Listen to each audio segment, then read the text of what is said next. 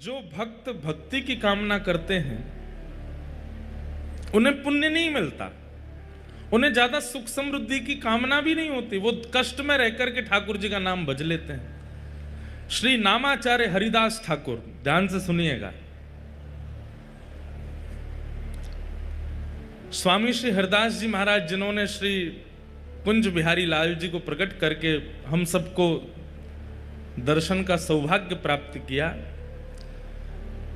ऐसे ही एक श्री गौड़िया वैष्णव परंपरा के एक आचार्य चरण हुए जिनका नाम था नामाचार्य हरिदास ठाकुर। उनको नाम आचार्य कहा जाता, तो ऐसा नाम गाते थे कि उनका नाम सुनकर के जीव परिवर्तित हो जाते थे। और आश्चर्य की बात, जैसे सालबेग अपने पूर्व भाव से मुस्लिम हैं, ऐसे श्री हरिदास ठाकुर भी पहले एक यवन कुल में जन्मे, लेकिन उन पर नाम का ऐसी कृपा हुई, ऐसा प्रभाव हुआ कि नाम का स्मरण करते करते उन्होंने कितनों का आचरण, कितनों का उद्धार कर दिया। तो उनके विषय में एक कथा आती है कि एक मुस्लिम यवन राजा को पता चला कि हमारे कुल बिरादरी का ये बालक है और ये उनकी भाषा में हम लोगों को काफिर कह देते हैं, जब जिसका अर्थ अच्छा नहीं होता। उनकी भाषा में ये एक प्रकार से अशुभ शब्द है, और वो कहीं ना कहीं हरिनाम जपने वालों को, ठाकुर जी को भजने वालों को और गैर उनकी परंपरा का पालन करने वालों को वो इसी शब्द से बुलाते हैं। तो वो राजा जो था, यवन राजा, उसने कहा कि हमारी कुल बिरादरी का ये बालक और ये यवन होते हुए ये हरिनाम गाता है, काफिरों के भगवान का नाम गाता है। अपनी पूरी सेना से कहा कि उसको कैसे भी परिवर्तित करो। खूब लोभ दिए, लेकिन हरिदास ठाकुर ने नाम नहीं छोड़ा। तो फिर राजा ने कहा कि एक काम करो, इनको सूली पर चढ़ा दो। ध्यान से सुनिएगा। तो फिर किसी ने कहा कि सूली पर चढ़ाने पर तो बड़ी आसान मृत्यु हो जाएगी, लटकेगा, मर जाएगा। ऐसे अपने कुल बिरादरी का त्याग करने वाले, काफिर बन जाने वाले को तो बहुत दर्दनाक मृत्यु देनी चाहिए। तो बोले क्या दें? बोले बाजार में घुमा घुमा के, हाथ पैरों में हथकड़ी बेड़ियां बांध के, और लोहे की जो क्या बोलते हैं उसको, जो मारते हैं, क्या बोलते हैं, क्या बोलते हैं,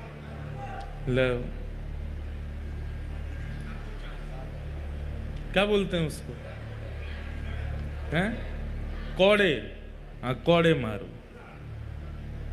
हमारे महाराज जी, पंडित जी कह रहे हैं कुर्रा। अद्भुत है, आप पाठ कर लो, जो करें हंटर मारे। तो कौड़े मारने की आज्ञा दियो। कौड़े भी कैसे? जो कौड़े की जो रस्सी होती उसमें इतनी बड़ी बड़ी कीलें और लगी थी। बोले भरे बाजार में सबको दिखाते हुए, ताकि दहशत बन जाए कि आज के बाद हरिनाम गाने वाला कोई भी दिख गया तो उसकी यही गति की जाएगी। ले जाओ उसको, भरे हाथों में हथकड़ियां, पैरों में बेड़ियां बांधी, ले गए हरिदास ठाकुर को। और ले जाकर के जब कौड़े मारने लगे, कौड़े मारते हैं, हरिदास ठाकुर कहते हैं चाहे जो कर लो, मैं हरिनाम नहीं छोड़ूंगा, मैं प्रभु नाम नहीं छोड़ूंगा। और जितनी तेज मारते हैं उतनी तेज मुख से हरिनाम निकलता है। मारने वालों के पांव पूछते हैं। बोले तू पूछता क्यों, हम तुझे मार रहे हैं? बोले क्योंकि इससे पहले मैंने बहुत प्रयास किया कि मैं खूब ऊंचे स्वर में हरिनाम गाऊं, पर इतना ऊंचा स्वर मेरा पहले कभी नहीं निकला जितना ऊंचा स्वर कौड़े पड़ने से निकल रहा है। और मारो, मेरा स्वर ऐसा निकले कि मेरा ये गले का जो स्वर है ये फट जाए हरिनाम गाते गाते। सब देखते रहे, घबरा गए, अपने बच्चों को ले करके घरों में भाग गए। बच्चे घबरा करके मां से पूछ रहे हैं ये क्यों पिट रहे हैं? बोले क्योंकि इन्होंने काफिरों के भगवान का नाम गाया है।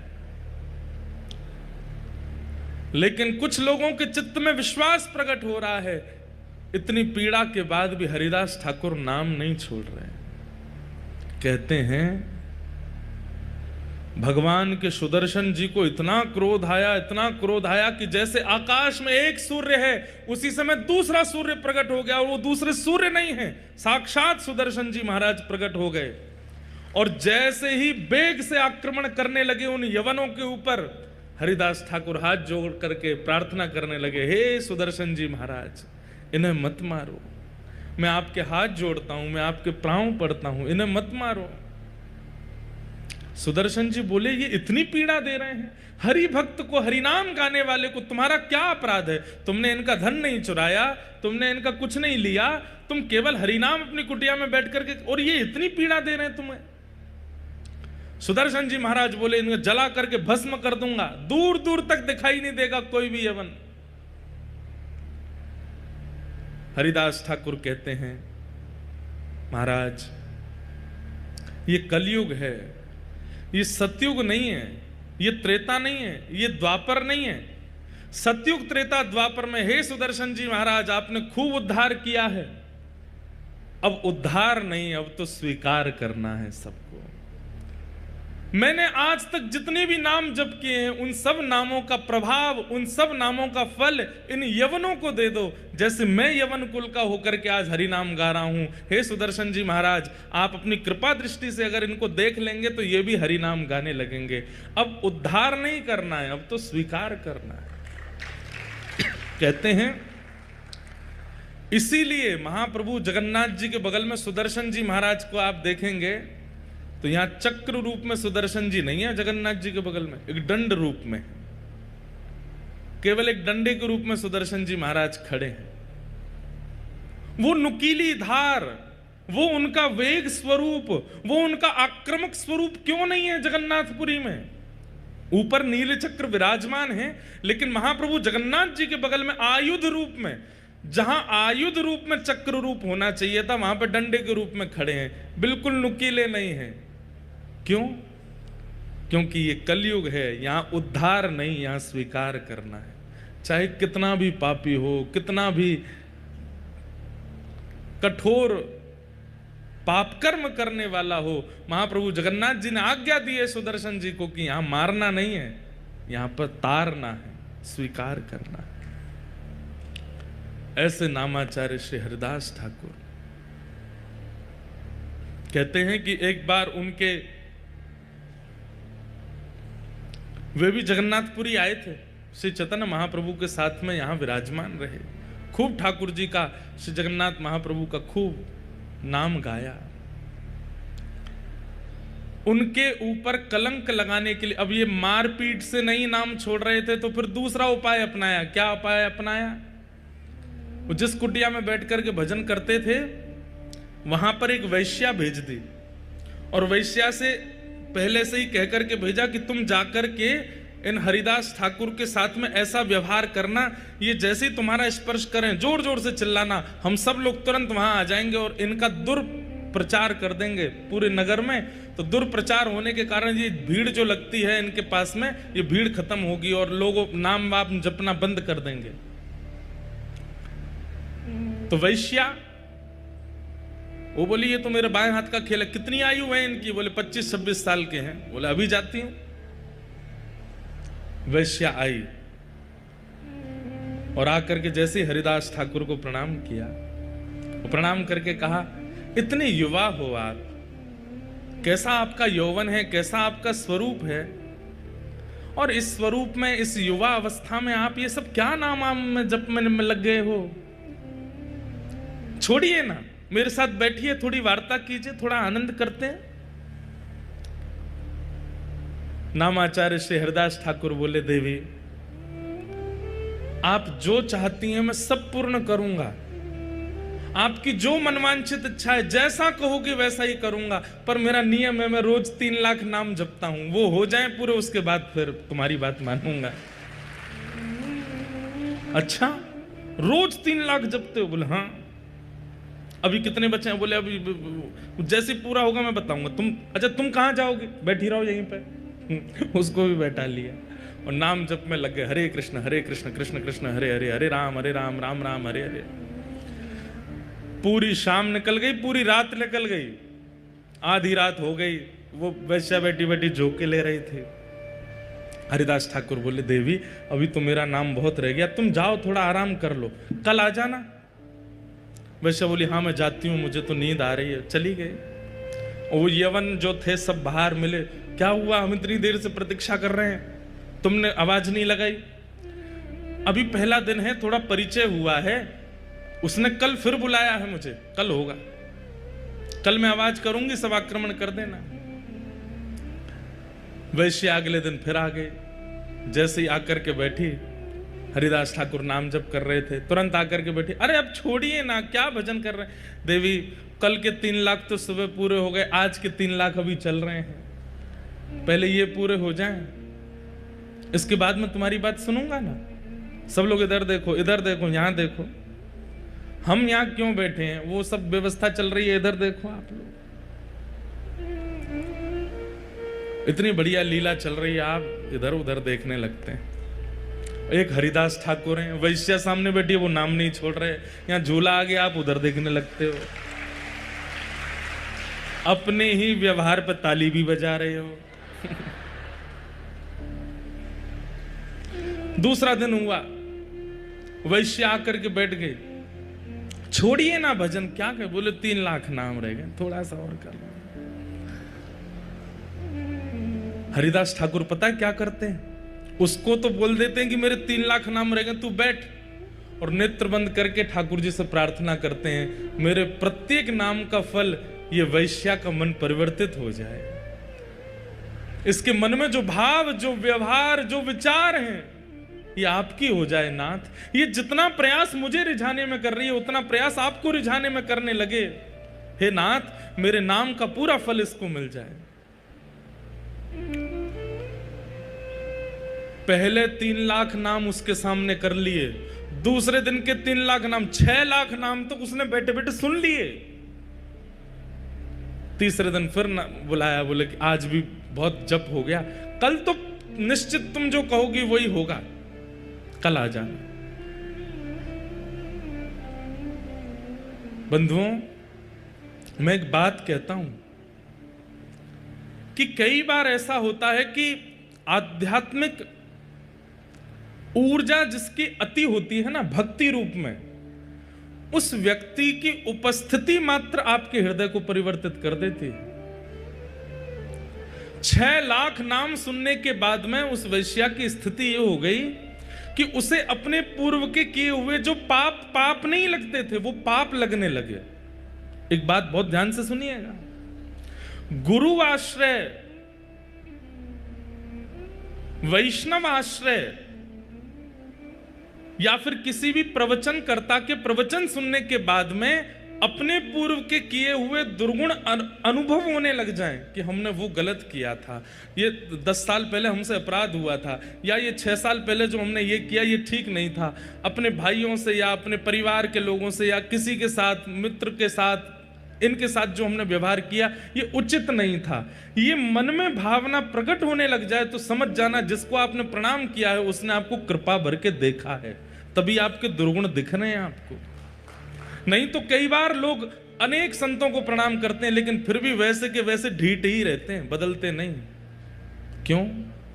इसमें 2 कारण हो सकते हैं, या तो उस आचार्य चरण ने कृपा भर के देखा नहीं, या फिर उसके पाप इतने प्रगाढ़ हो चुके हैं कि वो आचार्य चरणों की दृष्टि से भी धूमिल हो नहीं रहे। हमें ऐसा लगता है कि आचार्य तो कृपा भर के ही देखते हैं, लेकिन उस व्यक्ति की ही इच्छा नहीं होती कि मैं अपने पाप नष्ट करूं।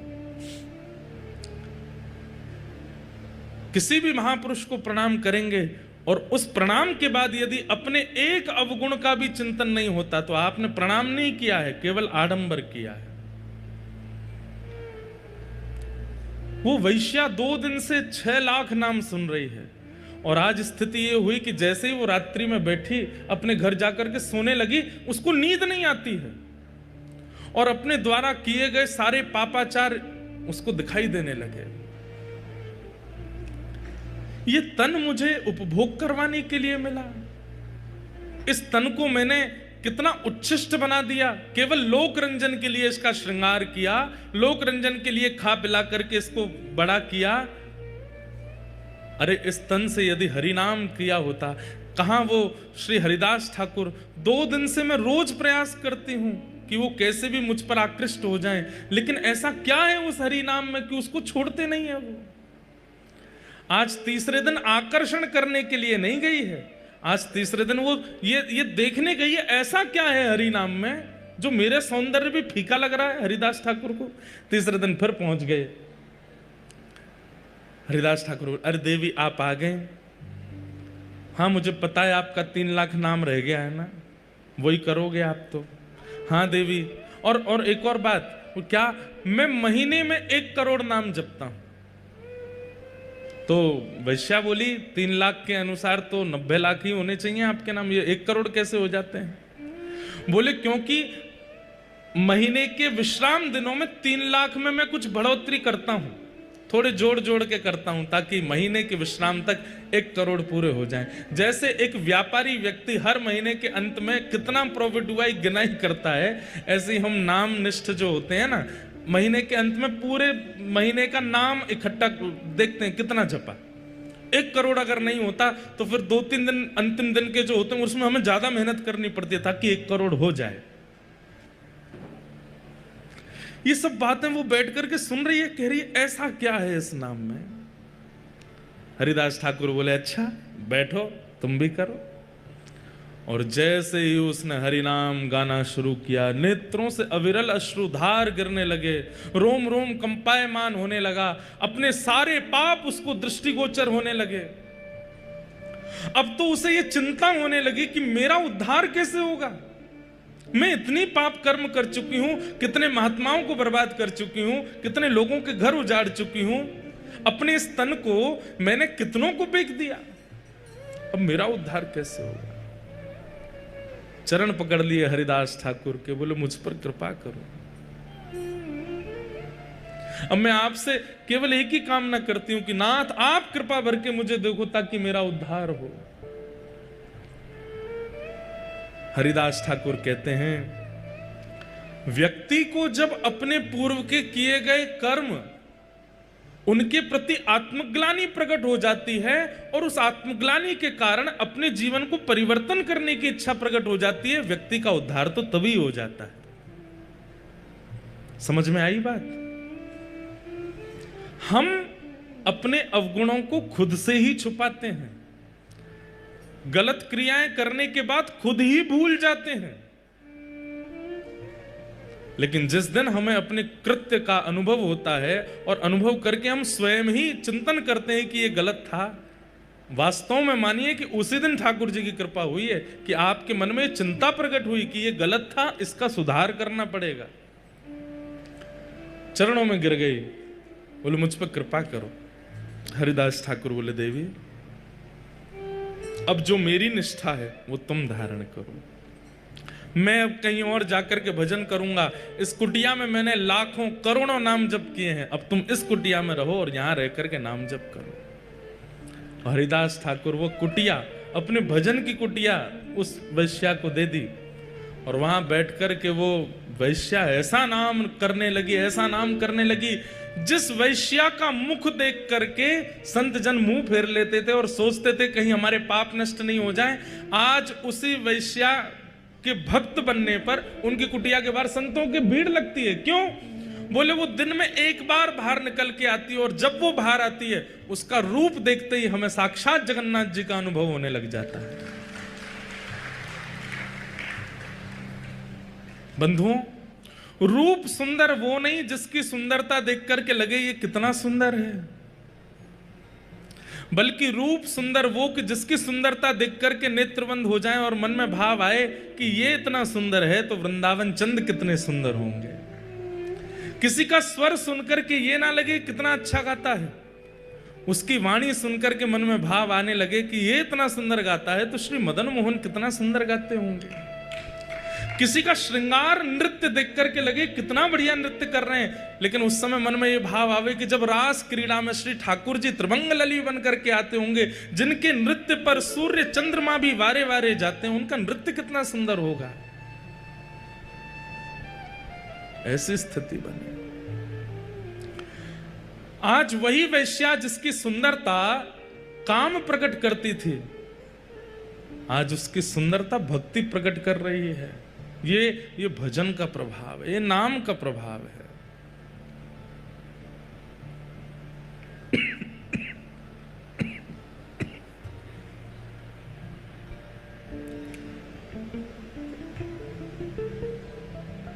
नाम का प्रभाव। तो हम निवेदन कर रहे थे कि आध्यात्मिक बनना एक बात है, पुण्यात्मा बनना एक बात है, और भक्त बनना विशेष बात है।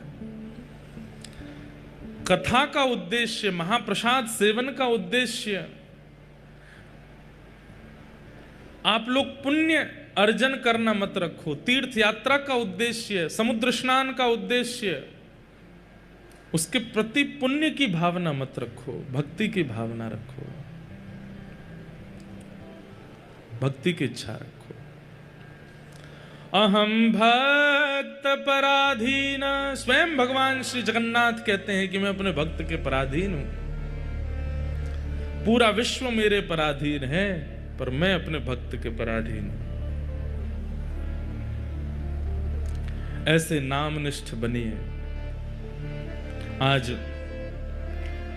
सुबह प्रभात फेरी का क्रम हुआ, कल से ही क्रम चल रहे हैं। कल संध्या में महाप्रभु जगन्नाथ जी को व्यासपीठ और श्रोताओं की ओर से ध्वजा जी का भाव प्रस्तुत किया। कितना आनंद आया। महाप्रभु जगन्नाथ जी ध्वजा धारण करते हैं। आपको पता है ध्वजा पे सूर्य चंद्र बने हैं महाप्रभु जी के।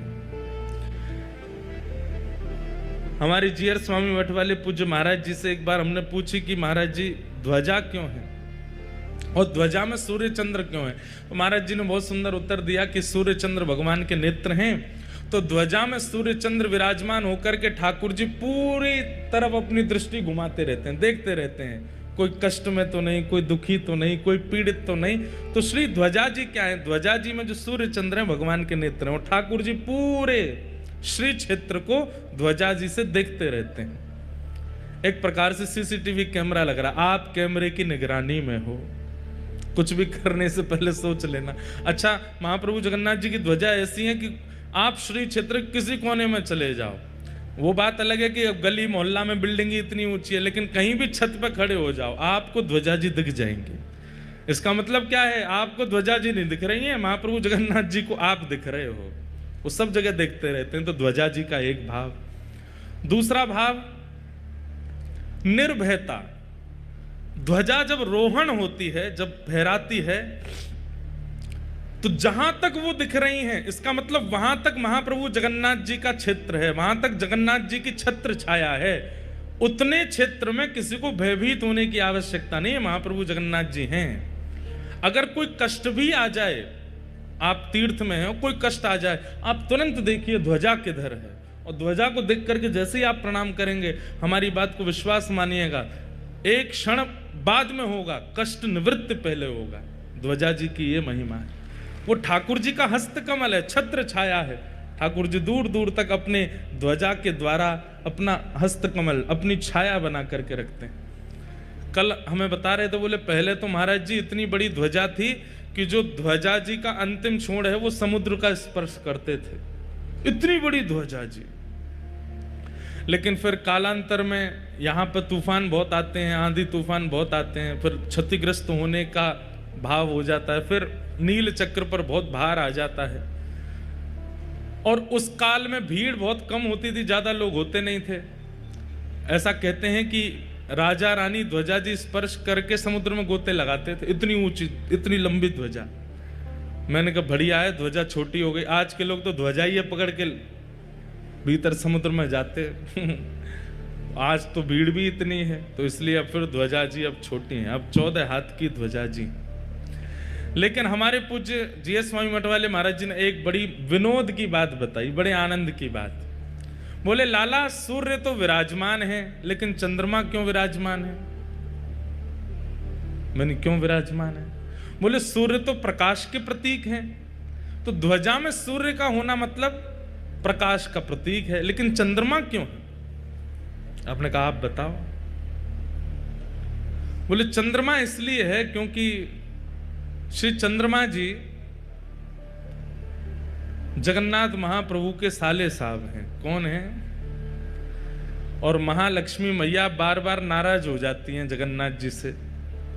तो जब जब लक्ष्मी जी क्रोध करती हैं, किसी बात पर नाराज हो जाती हैं, सुनाती हुई जब आती हैं श्री मंदिर में, तो बलभद्र सुभद्रा जी तो कोने हो जाते हैं, बोले आप ही निपटो दोनों। तब ठाकुर जी धीमे धीमे ऐसे ऊपर देखते हैं, तो लक्ष्मी जी कहती हैं मैं यहां सामने खड़ी हूं, आप ऊपर क्यों देख रहे हैं? बोले आप भी देखो ऊपर। तब लक्ष्मी जी ऊपर देखती हैं तो कहती हैं अरे हमारे भैया इन्होंने सिर पे बैठा रखे हैं, हमारे साले साहब इन्होंने सिर पे बैठा, हमारे भाई साहब इन्होंने सिर पे बैठा रखे हैं। तो कहते हैं महाराज जी बता रहे, बोले कि जगन्नाथ जी ने अपने साले साहब सिर पे बैठा रख के पत्नी को ये बताते हैं, देखो तुम हम पर इतना क्रोध कर रही हो, हम देखो तुम्हारे भैया को सिर पे बैठाए हैं। तो लक्ष्मी जी जब ऊपर देखती हैं तो फिर शांत हो जाती हैं, जितना उनका क्रोध होता है वो सब शांत हो। अच्छा कोई बात नहीं, अब की बार कर दिया, आगे से नहीं करना। तो जगन्नाथ जी कहते हैं हाँ आगे से ध्यान रखेंगे। ऊपर से साले साहब मुस्कुरा जाते हुए, जीजा जी आपने हमको इसीलिए बैठाया है कि हमारी बहन का कोप कम हो सके। बोला हाँ इसीलिए बैठाए हो, इस बैठे रहो ऊपर ही। तो इसलिए चंद्रमा विराजमान है कि लक्ष्मी जी को क्रोध आवे तो ठाकुर जी ऊपर देखने लगते हैं और कहते हैं देखो तुम्हारे रिश्तेदार बैठे हमारे सिर पे, है कोई हमारे जैसा प्रेमी जो अपने साले को सिर पे बैठा ले? तो लक्ष्मी जी क्रोध कम कर देती हैं, इसलिए महाप्रभु जी अपने ध्वजा में चंद्रमा धारण करते हैं। ध्वजा धारण कराने के कई भाव हैं। कल बड़े प्रेम से हम आप सब लोगों ने महाप्रभु जगन्नाथ जी को ध्वजा धारण कराई, महाप्रभु जी बड़े प्रसन्न। आज जब सुबह प्रभात फेरी हो रही थी तो जैसे ही सामने से आपने देखा महाप्रभु, हम उसी मार्ग से आए थे यात्रा में, तो मैं आज कह ही रहा था, चिंता हो रही थी, हम जो बाइक चला रहे उनसे बोले मैं नहीं आज ध्वजा जी लहरा नहीं रहे। लेकिन जब हम लोग यात्रा में कीर्तन करते हुए तब भी ध्वजा जी नहीं लहरा रही थी, लेकिन जैसे ही हम सब लोग सन्मुख पहुंचे महाप्रभु जी के, तुरंत तभी ध्वजा जी लहराने लगी। मानो महाप्रभु जी प्रतीक्षा कर रहे थे कि जिनने ध्वजा अर्पित करी है वे सब जब आ जाएंगे तभी लहराएंगे, और सबको देख के मानो प्रसन्नता व्यक्त कर रहे थे। तो कल ध्वजा जी अर्पित हुई, उसके बाद फिर दर्शन की मारकाट मची, कौन पहले भीतर घुसे। अब हमको जहां से ले जाने के लिए मार्ग बनाया था भीतर, वहीं हमारे सबरे ध्वजा वाले भी आ गए, हम भी यहीं से ही घुसेंगे। पुलिस वाले बोले एक की परमिशन है, ये 1000 कहाँ से घुसेंगे? हमने कि भैया हमें जान दो यहाँ से। तो इतने डीट हो गए कल तो सब, हम भी यहीं से घुसेंगे, आपके संग ही जाएंगे। मैंने आ जाओ भैया। 2-3 बार स्थान परिवर्तित हुए, कभी कहीं से कभी कहीं से, भीतर जाने को मिले नहीं। हमने कि आज महाप्रभु जी दर्शन देंगे नहीं। लेकिन अंदर पहुंचने के बाद पता चला, हम जैसे ही पहुंचे तो ही गेट बंद हो गए भीतर के। महाप्रभु जगन्नाथ जी को आरती का दर्शन कराना था, इसलिए विलंब करा रहे थे। अगर पहले ही भीतर चले जाते तो आरती नहीं मिलती कल। लेकिन इतनी देर बाहर हम लोग जो विलंब करते रहे उसका ये आनंद मिला कि फिर भीतर जाके आरती दर्शन हो गई। महाप्रभु जगन्नाथ जी की संध्या आरती हुई। कल ऐसे महाराज बढ़िया ऐसे नवे धुवे लग रहे थे जगन्नाथ जी, जैसे आज बिल्कुल नहा धो करके बिल्कुल श्रृंगार आदि करके बैठे हों, चकाचक सुख दे रहे थे कल। उसके बाद फिर रात्रि में जीयर स्वामी मठ में महाप्रसाद हुआ। महाप्रसाद का नियम है बंधुओं कि वो झूठा नहीं होता। आप सब लोग व्यवस्थित एक एक पत्तल में बैठ करके पा रहे थे, हमको बहुत अच्छा तो लग रहा था, लेकिन महाप्रसाद का नियम ऐसा, एक ही पत्तल में 4 बैठ जाओ। एक दालमा को महाप्रसाद में मिलावे, दूसरा उठा के पाले, ऐसे पाया जाता है महाप्रसाद। तो और ये सुख यही, बाकी और कहीं भी आप पाएंगे तो वहां आपको बड़ी मर्यादा से ही पाना पड़ेगा। झूठा नहीं उठा सकते, हाथ आपको कहीं भी नहीं लगा सकते, उस स्पर्श का भाव है, सब चीज अपरस में रहनी पड़ती है, प्रसाद एक ही हाथ से पाना पड़ता है सब कुछ। पर यहाँ जगन्नाथपुरी का नियम है, एक तो आसन पे नहीं बैठना है, दूसरा नीचे बैठ करके पाना है, और तीसरा कोई लगा करके सामने दे दे तो बात अच्छी नहीं, तो जो पा रहा है उसके बगल में बैठ के, भले ही वो अपरिचित है, आप पा सकते हैं। हम जब कल घूम रहे थे वहां 1-2 बार मन तो हुआ एक आध अम्मा के सामने बैठ के हम भी पालें, पर मैंने कही फिर सबके यहाँ पाना पड़ जाएगा, सब यूँ कहेंगे अम्मा से भी पाओ। इसमें से भी पाके जाओ। और फिर पेट तो न ही है, लेकिन फिर जब हम लोग प्रसाद पाने बैठे सब संग में बैठ गए। किसी की दालमा उठा लें, किसी का भात उठा लें, किसी की खाजा उठा लें। ये महाप्रसाद ऐसे ही पाते हैं। महाप्रसाद कभी अशुद्ध नहीं होता, महाप्रसाद कभी झूठा नहीं होता, इसीलिए वो महाप्रसाद है। एकमात्र जगन्नाथपुरी का ऐसा प्रसाद है जो ठाकुर जी के सन्मुख से लेकर के भक्तजनों के पेट तक पवित्र ही रहता है। वो जीभ पर जाने के बाद भी अशुद्ध नहीं होता। नहीं तो हर वस्तु जीभ पर जाती झूठी हो जाती है, लेकिन महाप्रसाद आपके उदर तक जाने तक भी अपवित्र नहीं होता, वो पवित्र ही रहता है। ऐसा केवल जगन्नाथपुरी का महाप्रसाद है और कहीं ऐसा संभव नहीं है। ऐसे महाप्रसाद को कल पाया। आज सुबह मंगल ठाकुर जी के सामने हरिनाम संकीर्तन करते हुए सब लोग आए। जगन्नाथपुरी में तो बिना मेहनत किए पसीना आ जाता है। महाप्रभु जगन्नाथ जी ने ऐसा मौसम यहाँ प्रकट कर रखा है कि कोई व्यक्ति कुछ ना करे, केवल बैठ जाए, चलने लग जाए तो ही उसके सबरे रोमकूप जो है खुल जाते हैं, एक एक रोम से। और ये जो पसीना आता है ना, इसमें बड़ी कमजोरी आती है, लेकिन ऐसे में भी कोई नृत्य करे, कोई गावे, तो सोचो उसकी ऊर्जा कितनी होगी।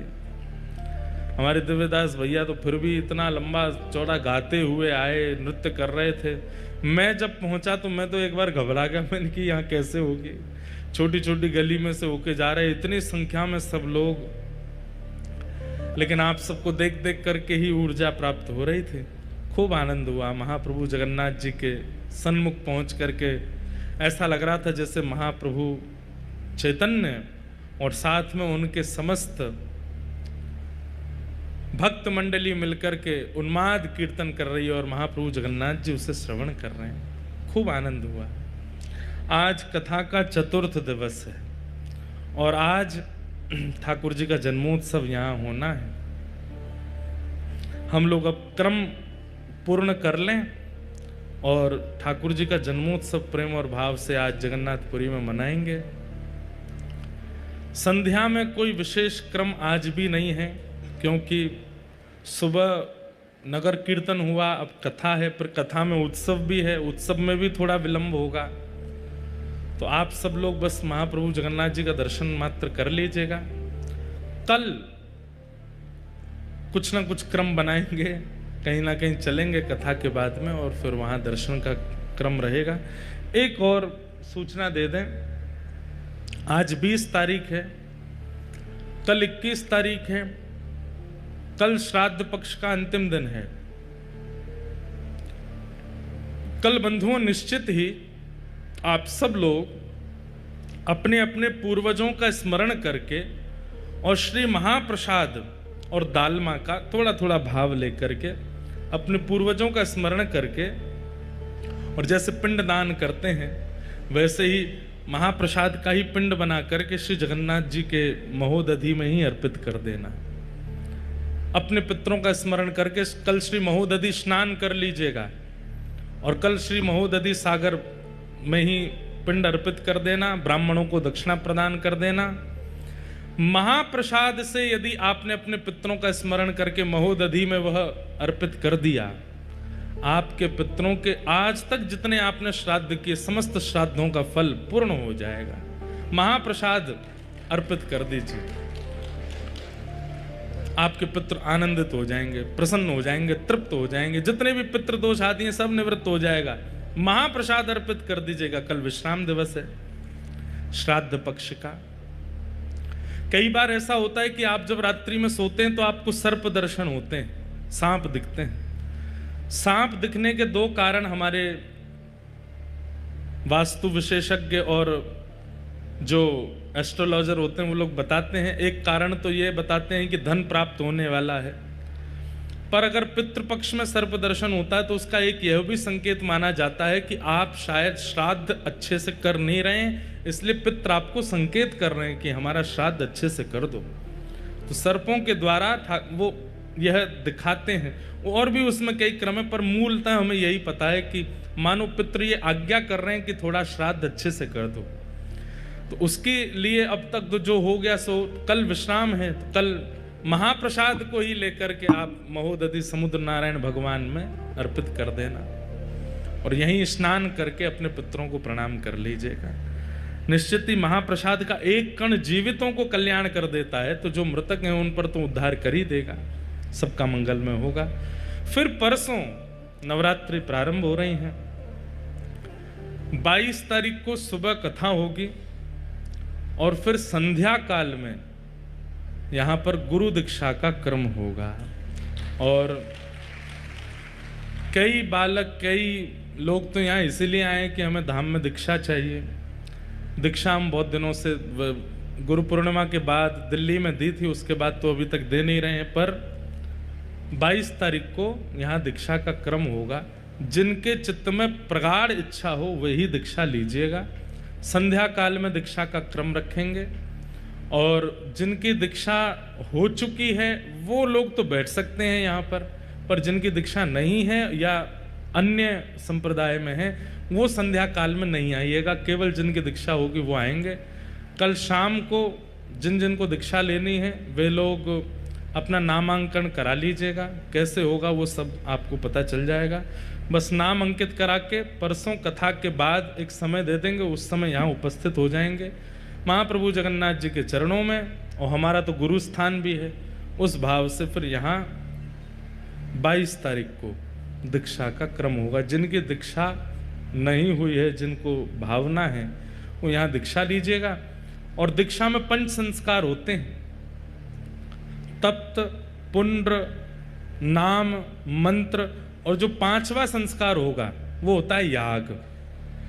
तो याग में अपने इष्ट को प्रणाम किया जाता है, ठाकुर जी को प्रणाम करके अपने एक दुर्गुण का त्याग किया जाता है। वह समस्त दुर्गुण त्याग कर दो तो बहुत अच्छा, पर अपने दुर्गुण का त्याग करके ठाकुर जी के सामने शरणागति की जाती है।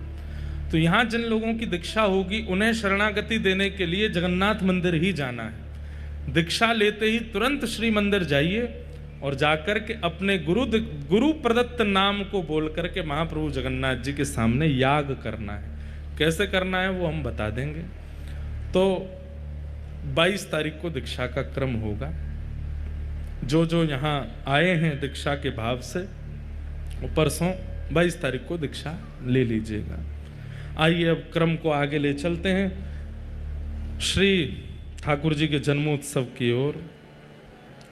परीक्षित राजा को 7 दिन में मृत्यु का श्राप लगा और श्री सुखदेव जी महाराज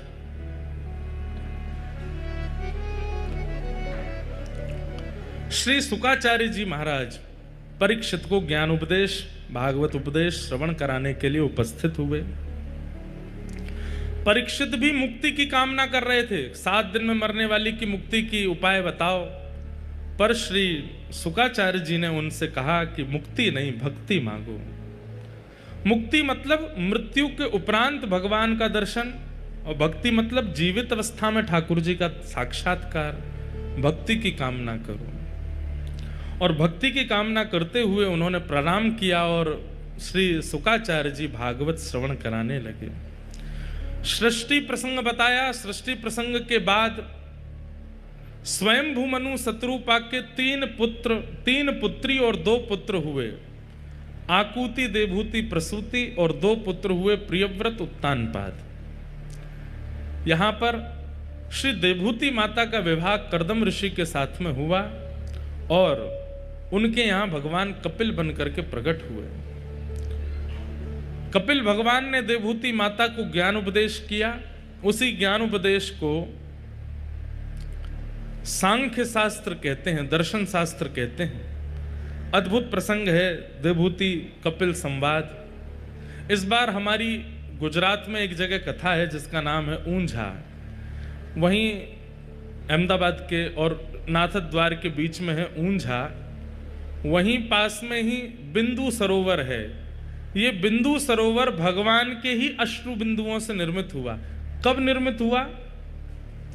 तथा सचाहं परिवोढुकामः समानशीलां ग्रहमेदधेनुं जब कर्दम ऋषि ने भगवान से प्रार्थना की कि हे नाथ, आपसे भी ज्यादा, मुझसे भी ज्यादा आपसे प्रेम करने वाली एक गृहिणी से मेरा विवाह हो जाए, इस बात को सुनकर के ठाकुर जी के अश्रुबिंदु प्रकट हुए, वही बिंदु सरोवर में परिवर्तित हो गए थे।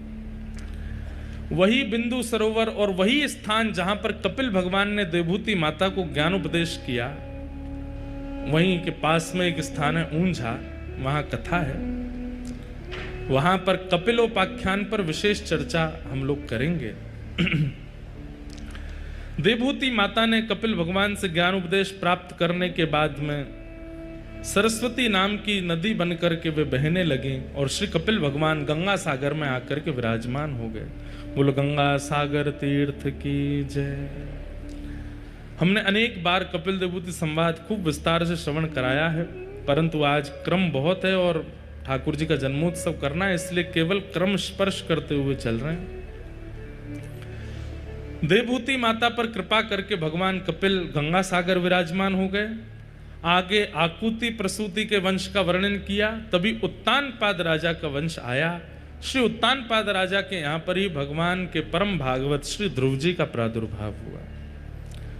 ध्रुव जी महाराज ने पिता की गोद में बैठने की इच्छा प्रकट की। छोटी मां के द्वारा फटकारने पर श्री ध्रुव जी महाराज वन में चले गए और वन में जाकर के भगवान की 5 महीने तक तपश्चर्या की।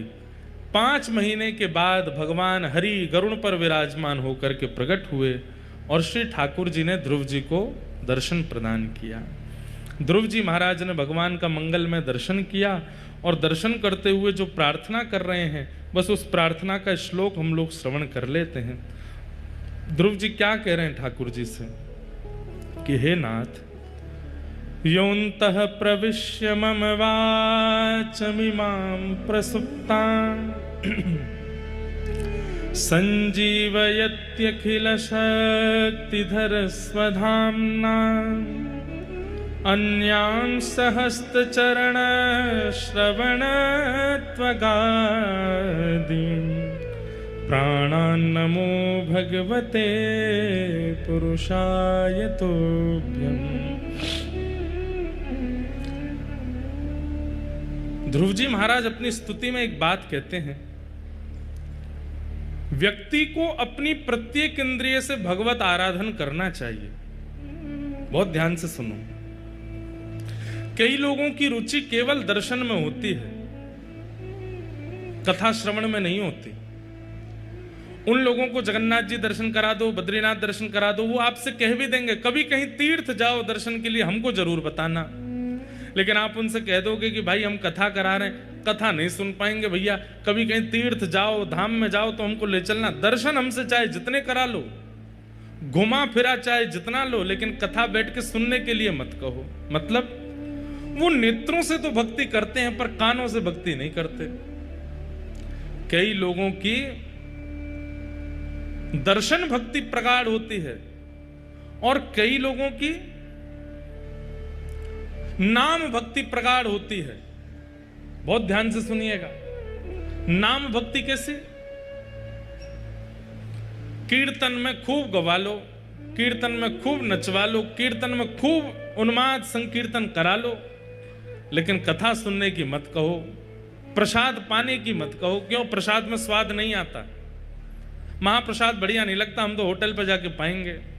मतलब एक भक्ति भाव में तो निपुण है पर दूसरे भक्ति भाव में कहीं ना कहीं लेश होता है।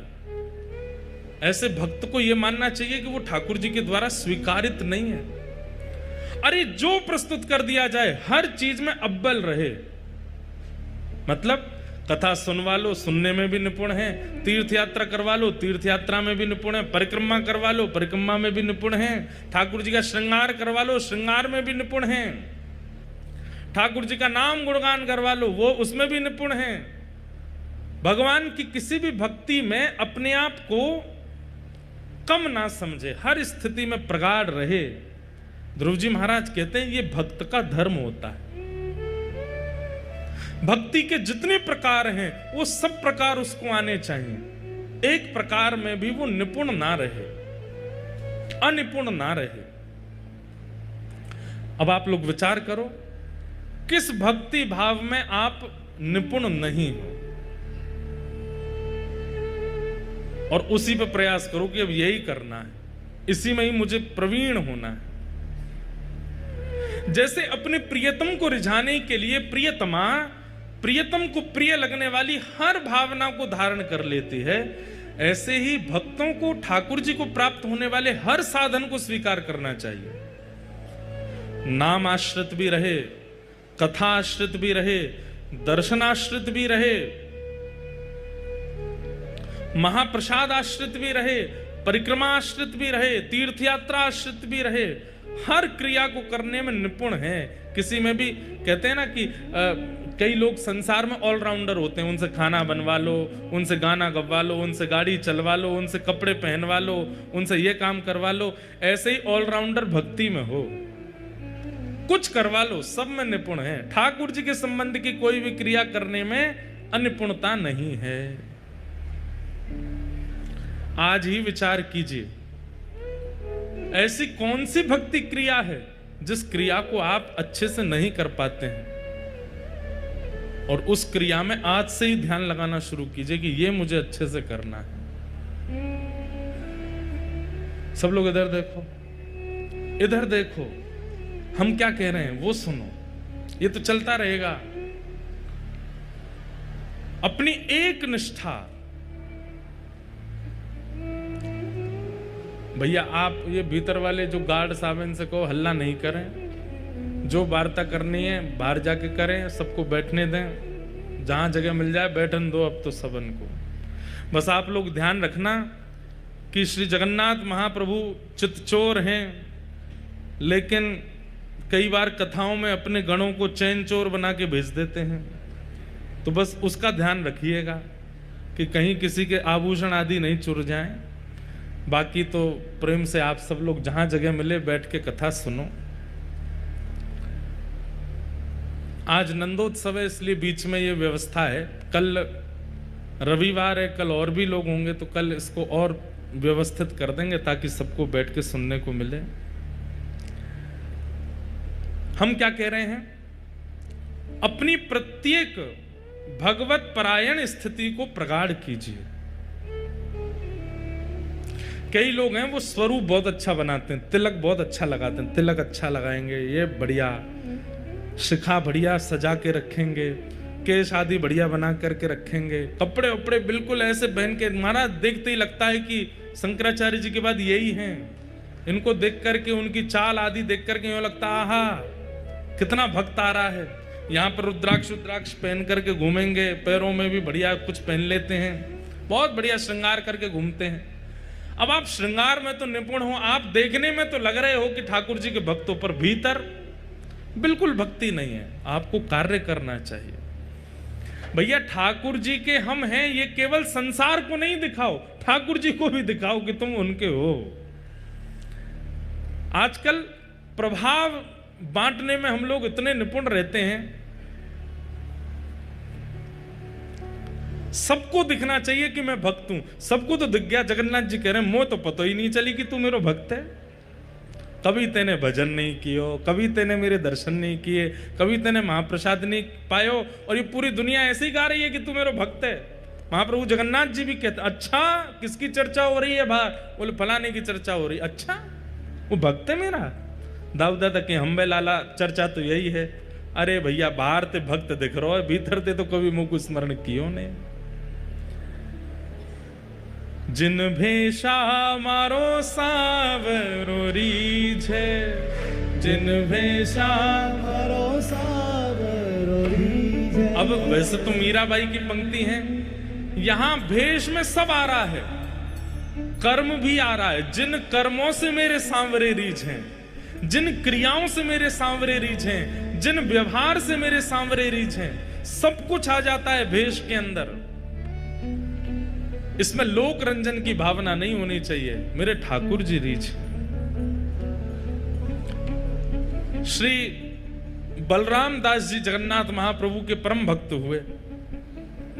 उनको सेवा मिली थी कि जगन्नाथ जी के सामने बैठ के पद गाते थे, और जगन्नाथ जी बड़े प्रसन्न होकर के बलराम दास जी को सुनते थे। लेकिन एक दिन उन्होंने देखा कि घुंघरुओं की आवाज आ रही है, वो पद गा रहे हैं और घुंघरू बज रहे हैं। जैसे ही उन्होंने पीछे मुड़ करके देखा तो एक परम सुंदरी उनके उस राग पर नृत्य कर रही थी। बलराम दास जी बोले, कितना अच्छा नाच रही है। अब बलराम दास जी का मन क्या हो गया, अभी तक तो गाते थे कि जगन्नाथ जी रीझ हैं, अब किस लिए गाने लगे, ये रीझे ताकि बढ़िया नाचे और बढ़िया नृत्य करे और बढ़िया। अब तो अगले दिन दोनों की मिली भगत हो गई, बलराम दास जी बैठ करके गाते और वो नृत्य करने आती। तीसरे दिन तो दोनों में चर्चा शुरू हो गई। बलराम दास जी कहते, कल तुम पीले वस्त्र पहन के आना, कल मैं चंदन का भाव गाऊंगा और तुम उस पर नृत्य करना, परसों तुम ये पहन के आना। अब जगन्नाथ जी तो किनारे हो गए। बलराम दास जी का मुख्य उद्देश्य क्या हो गया, मंदिर का आश्रय लेते हैं, जगन्नाथ जी की सन्निधि लेते हैं, पर गाते किसके लिए, कन्या के लिए। जगन्नाथ जी बोले, अच्छा आज तक तो हमको रिझाते थे, अब इनको रिझाने के लिए गा रहे हो। बंधुओं, ये बात मुझ पे भी लागू होती है और अपनी वाणी की सेवा करने वाले हर उस व्यक्ति पर लागू होती है जिसकी वाणी सुन करके हजारों असंख्य लोग भगवत शरणागति लेते हैं। आपकी वाणी का प्रयोग किसी जन के रंजन के लिए नहीं होना चाहिए, ये मुझसे रीझें, वो मुझसे रीझें, वो मुझसे रीझें, नहीं। मैं ऐसी बात कहूं कि मेरी बात सुन के इन सबके चित्त से जगन्नाथ जी रीझें, इन सबके चित्त का भाव ऐसा बने। नहीं तो जो बलराम दास जी के साथ हुआ वो मेरे साथ भी होगा। अब मेरे मन में भाव आ जाए, एक व्यक्ति विशेष के लिए मैं कथा कहने लग जाऊं कि ये रीझना चाहिए, ये रीझेगा तो ये भी कथा कराएगा, ये कथा कराएगा तो इतनी दक्षिणा देगा, उसी समय कथा का भाव नष्ट हो जाएगा, एक व्यक्ति भी परिवर्तित नहीं हो पाएगा।